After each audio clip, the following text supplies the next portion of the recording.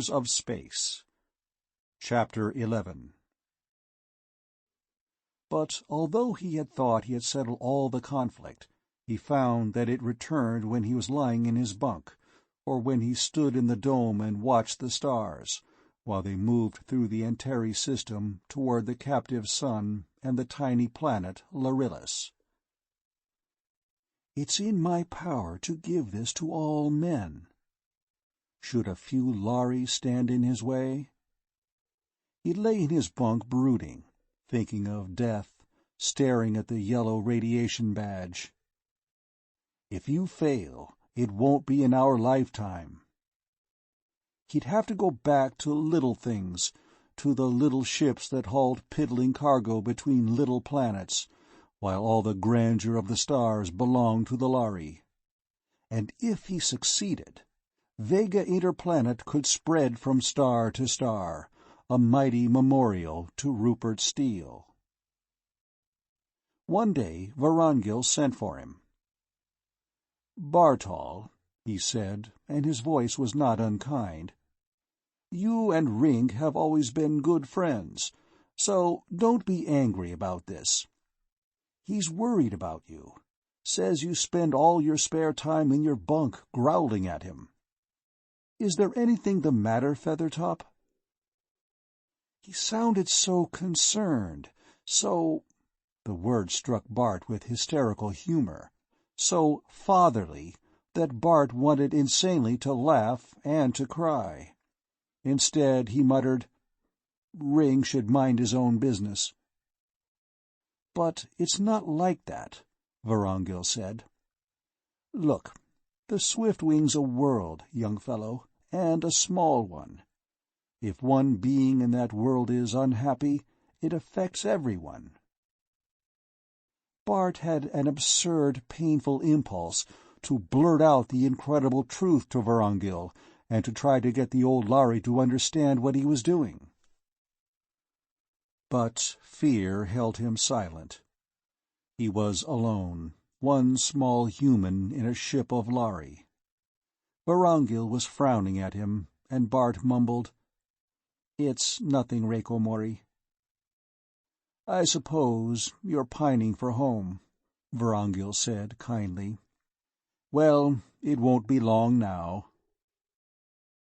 The glare of the captive sun grew and grew in the ports, and Bart's dread mounted. He had, as yet, had no opportunity to put the radiation counter out of order. It was behind a panel in the drive-room, and try as he might, he could think of no way to get to it unobserved. Sometimes, in sleepless nights, it seemed that would be the best way.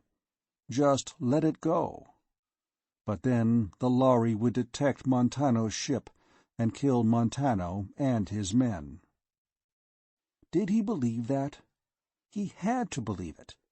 It was the only way he could possibly justify what he was doing. And then his chance came, as so many chances do when one no longer wants them. The second officer met him at the beginning of one watch, said worriedly, "Bartol, old Rugel's sick, not fit to be on his feet. Do you think you can hold down his shift alone? If I drop in and give you a hand from time to time?" "I think so," Bart said, carefully not overemphasizing it. The second officer, by routine, spent half of his time in the drive-room and half his time down below in maintenance. When he left, Bart knew he would have at least half an hour uninterrupted in the drive-room. He ripped open the panel, located the wires, and hesitated. He didn't quite dare to cut them outright. He jerked one wire loose, frayed the other with a sharp claw until it was almost in shreds, and would break with the first surge of current, pulled two more connections loose so that they were not making full contact. He closed the panel and brushed dust over it, and when the second officer came back, Bart was at his own station. As Antares fell toward them in the viewport, he found himself worrying about the Mentorians. They would be in cold sleep, presumably in a safe part of the ship behind shielding, or Montano would have made provisions for them. Still, he wished there were a way to warn Meta. He was not on watch when they came into the planetary field of Lorillus, but when he came on shift he knew at once that the trouble had been located.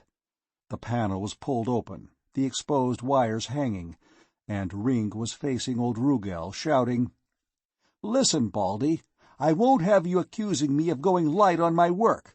I checked those panels 8 days ago. Tell me who's going to be opening the panels in here anyhow." "No, no," Rugel said patiently. "I'm not accusing you of anything, only being careless, young Ring. You poke with those buzzing instruments and things, maybe once you tear loose some wires." Bart remembered he wasn't supposed to know what was going on. "What's this all about?" It was Rugel who answered. "The radiation counter, the planetary one, not the one we use in space, is out of order. We don't even need it this landing. There's no radiation on Lorillus. If it were the landing gear, now that would be serious. I'm just trying to tell Ring—" "He's trying to say I didn't check it." Ring was not to be calmed. "It's my professional competence." "Forget it," Bart said. "If Rugel isn't sore about it, and if we don't need it for landing, why worry?" He felt like Judas. "Just take a look at my daybook," Ring insisted. "I checked and marked it service fit. I tell you, somebody was blundering around, opening panels where they had no business, tore it out by accident, then was too much of a filthy sneak to report it and get it fixed." "Bartol was on watch alone one night," said the second officer. "But you wouldn't meddle with panels, would you, Bartol?" Bart set his teeth, steadying his breathing, as Ring turned hopefully to him. "Bartol, did you, by mistake, maybe? Because if you did, it won't count against your rating, but it means a black mark against mine." Bart hid his self-contempt in sudden, tense fury. "No, I didn't. You're going to accuse everybody on the Swiftwing, all the way from me to Vorongil, before you can admit a mistake, aren't you? If you want somebody to blame, look in a mirror." "Listen, you—" Ring's pent-up rage exploded. He seized Bart by the shoulder, and Bart moved to throw him off, so that Ring's outthrust claws raked only his forearm. In pure reflex, he felt his own claws flick out. They clinched, closed, scuffled, and he felt his claws rake flesh. Half incredulous, saw the thin red line of blood welling from Ring's cheek.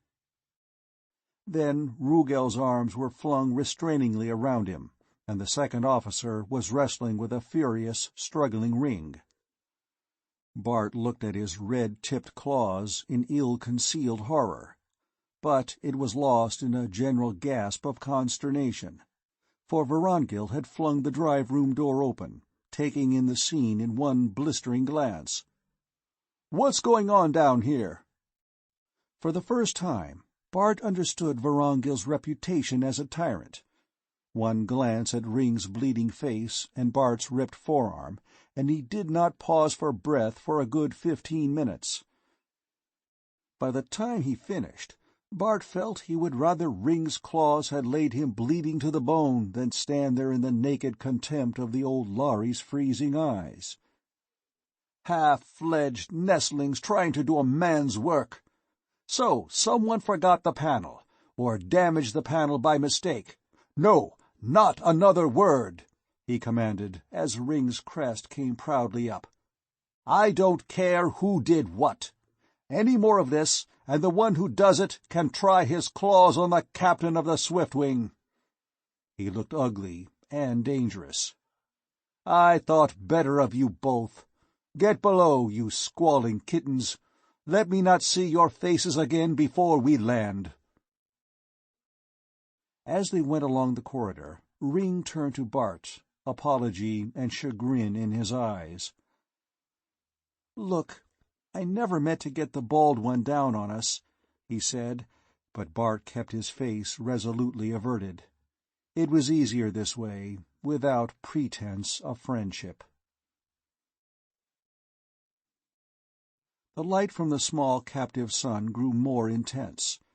Bart had never known anything like it, and was glad to slip away and put the dark contact lenses into his eyes. They made his eyes appear all enormous, dilated pupil. Fearfully, he hoped no one would notice. His arm smarted, and he did not speak to Ring all through the long, slow deceleration. When the intercom ordered all crew members to the hatchway, Bart lingered a minute, pinning the yellow radiation badge in a fold of his cloak. A spasm of fear threatened to overwhelm him again, and nightmarish loneliness. He felt agonizingly homesick for his own familiar face. It seemed almost more than he could manage to step out into the corridor full of Lhari. It won't be long now. The hatch opened. Even accustomed as he was to Lhari lights, Bart squeezed his eyes shut at the blue-white brilliance that assaulted him now. Then, opening slitted lids cautiously, he found that he could see. A weirdly desolate scene stretched away before them. Bare, burning sand, strewn with curiously colored rocks, lay piled in strange chaos. Then he realized there was an odd but perceptible geometry to their arrangement. They showed alternate crystal and opaque faces. Old Rugel noted his look of surprise. "Never been here before? That's right. You've always worked on the Polaris run. Well, those aren't true rocks, but living creatures of a sort. The crystals are alive. The opaque faces are lichens that have something like chlorophyll and can make their food from air and sunlight. The rocks and lichens live in symbiosis. They have intelligence of a sort, but fortunately they don't mind us or our automatic mining machinery. Every time, though, we find some new lichen that's trying to set up a symbiote cycle with the concrete of our bunkers." "And every time," Ring said cheerfully, "somebody, usually me, has to see about having them scraped down and repainted.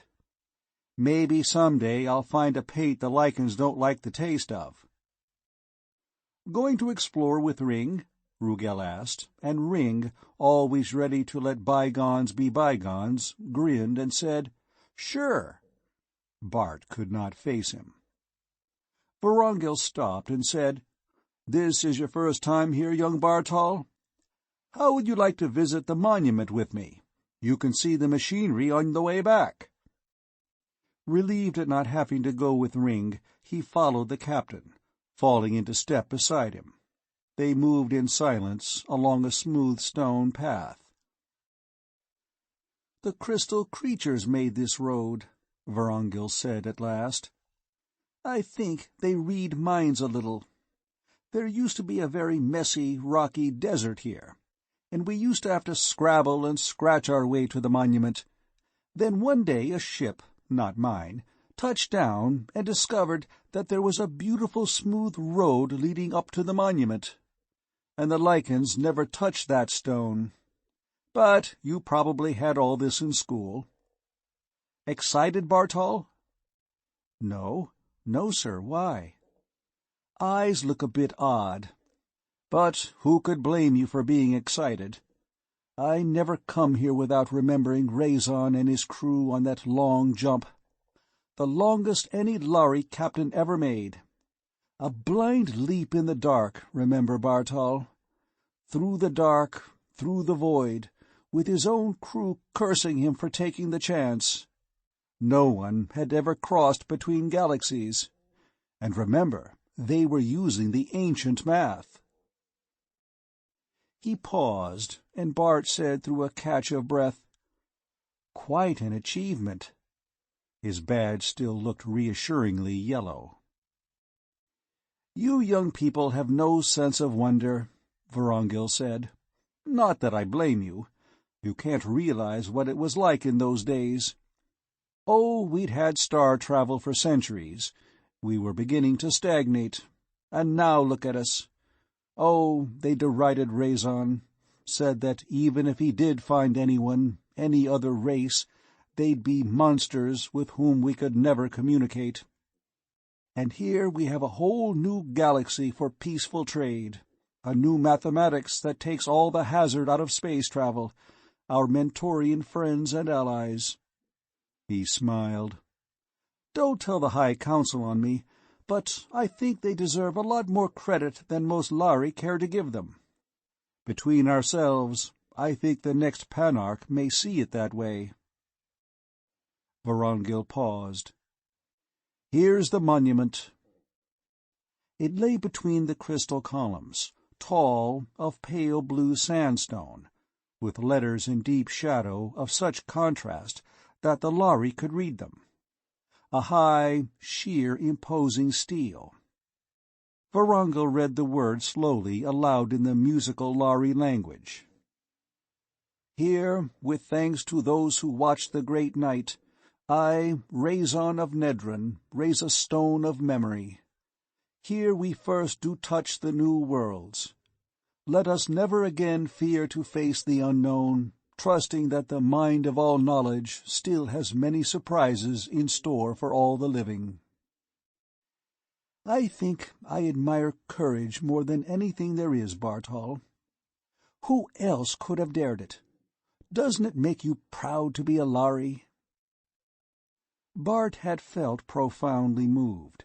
Now he snapped back to awareness of who he was and what he was doing. So only the Lhari had courage? Life has surprises all right, Captain, he thought grimly. He glanced down at the badge strip of plastic on his arm. It began to tinge faint orange as he looked, and a chill of fear went over him. He had to get away somehow, get to cover. He looked round, and his fear was almost driven from his mind. "Captain, the rocks! They're moving!" Vorongil said, unruffled, "Why, so they are. They do, you know.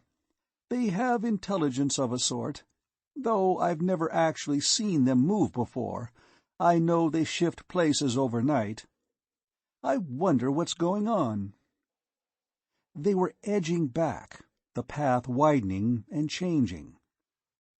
"Oh well, maybe they're going to do some more landscaping for us. I once knew a captain who swore they could read his mind." Bart saw the slow, inexorable deepening of his badge. He had to get away. He tensed, impatient, gripped by fists of panic. Somewhere on this world, Montano and his men were setting up their lethal radiations. Think of this. A Lhari ship of our own to study, to know how it works, to see the catalyst and find out where it comes from, to read their records and star routes. Now we know we can use it without dying in the warp drive. Think of this. To be human again, yet to travel the stars with men of my own race. It's worth a few deaths. Even Vorongil?